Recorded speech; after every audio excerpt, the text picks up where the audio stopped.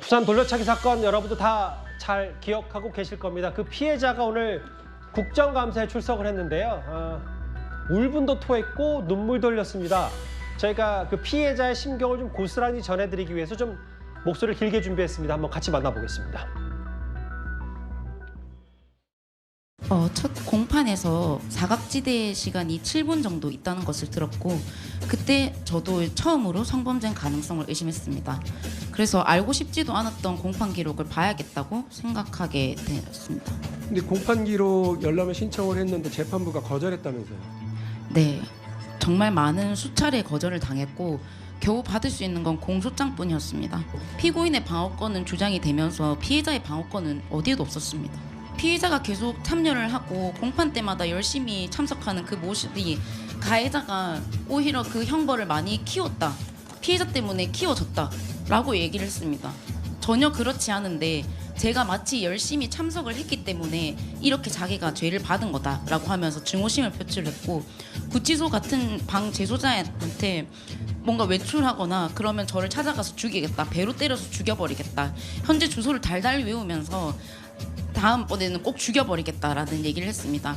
저로서는 혼자서 이 피해를 감당했으면 끝났을 일을 괜히 가족까지 이 목숨을 부과하는 것 같아서 숨이 막히는 공포를 느끼고 있습니다. 사실 저는 20년 뒤에 죽을 각오로 열심히 피해자들을 대변하고 있다고 생각을 하고 제가 이 재판이 끝난 상황에서 뭐 어떻게 해달라는 게 아니라 지금 제 사건을 빌미로 해서 좀 많은 범죄 피해자분들한테 이렇게 힘없고 그냥 아무 백 없는 이런 국민들을 구제해 주셨으면 좋겠습니다. 이게 그냥 하나의 업무가 아니라 그분들은 인생입니다. 피해자가 용서하지 않겠다는데 왜 판사가 맘대로 용서를 하겠다고 하는 겁니까? 사법부가 그렇게 하면 안 되죠. 저 말 중에 그 이른바 돌려차기 피해자 1심에서 20년 나오긴 했습니다만 판사가 왜 마음대로 용서하냐 뭐 이런 표현을 피해자가 국감장에서 직접 했더라고요. 네, 저도 그 부분이 참 마음을 울리는 얘기 같았는데요. 아무래도 이제 판결문을 보시게 된다면 이제 형사재판에서는 이제 판결을 선고하면서 일단 유무죄를 확정한 이후에 여러 가지 정상들을 참작해서 양형사유로 삼습니다. 그 경우에 뭐 꼭 돌려차기 사건뿐만 아니라 뭐 다른 형사재판 사건에서도 뭐 피고인의 반성 여부라든지 뭐 피고인이 이 범행을 인정하는지 여부라든지 이런 부분들이 양형에 또 고려가 되는 부분들이 있습니다. 그러면 결국 피해자가 용서하지 않았음에도 재판부가 반성의 여지 또는 인정하고 있는 것을 보면서 양형에 참작하는 경우들이 분명히 존재하거든요. 사실 피해자의 입장에서 본다면 본인은 정말 마음으로 용서한 적도 없고 아직도 고통받고 있는데 왜 사법부가 이 부분에 대해서 양형에 참작을 해주는지 당연히 불만이 있을 수 있겠다라는 생각을 같이 해봤습니다. 예. 특히 이 사건은 아시다시피 1심에서는 그냥 단순 살인미수죄로 기소가 돼서 12년형이 나왔다가 2심에서 검찰에서 공소장 변경을 통해 강간살인미수가 돼서 20년형이 나온 것인데요. 그 과정에서 피해자가 공판 기록을 열람할 수 없었던 부분, 이런 부분들도 제도적으로 좀 고쳐져야 될 부분들이 있다고 보입니다. 이런 부분들을 오늘 피해자가 직접 나와서 발언을 해줬기 때문에 앞으로 또 피해자의 인권, 피해자의 방어권들을 보장하기 위해 우리 시스템상에서 고쳐야 될 부분을 빠르게 고쳐 나가야겠습니다. 근데 저런 말과 달리 정혁진 변호사님, 네네. 알려지기로는 또 하나의 구치소 동료 재소자, 그러니까 가해자의 말을 빌어서 발한대 2년씩 해서 12년 받았다. 처음에 그냥 죽여버릴 걸 뭐 이런 단어, 이런 언급까지 했다는데 저 피해자 말과 좀 겹쳐서 어떤 생각이 좀 드셨어요?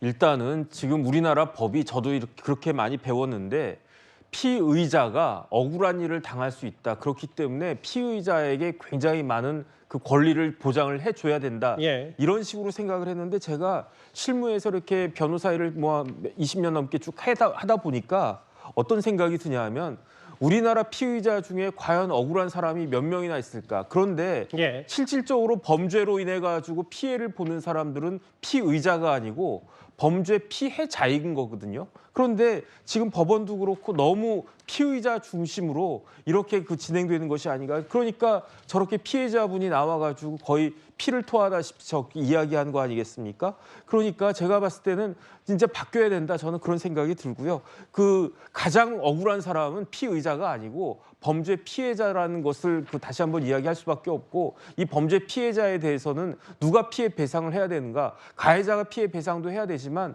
우리 사회가 전체적으로 떠안고 이 피해자들에 대해서 정말 이런저런 많은 배려와 보상이 필요한 것이 아닌가 하는 생각을 저는 합니다. 물론 최종적으로 대법에서 1심보다 8년 형량이 늘어서 20년이 나왔습니다만 오늘 국감장에서 했던 그 피해자의 말, 그럼 20년 뒤에 나 찾아오면 어떡하냐라는 불안, 울분, 판사가 왜 마음대로 용서를 하냐는 얘기까지 저희가 이 내용 두 분의 변호사의 논평과 함께 하나하나 만나봤습니다.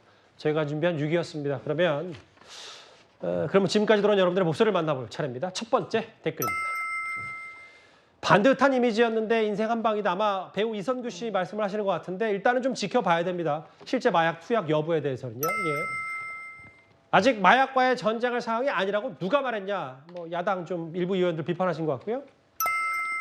공무원이 노비인가요? 공익신고자 말씀하신 것 같습니다. 지각하면 10분의 1년형 추가하는 법 만들어주세요라고 하셨고요. 예, 마지막 보겠습니다. 정치 현수막 제발 없애시오라고 했는데 아직 민주당이 국민의힘의 이 흐름에 협조를 적극적으로 하지 않는다라는 제가 보도도 봤는데 일단 민주당의 흐름도 잘 지켜보겠습니다. 댓글 5개 모두 감사드립니다.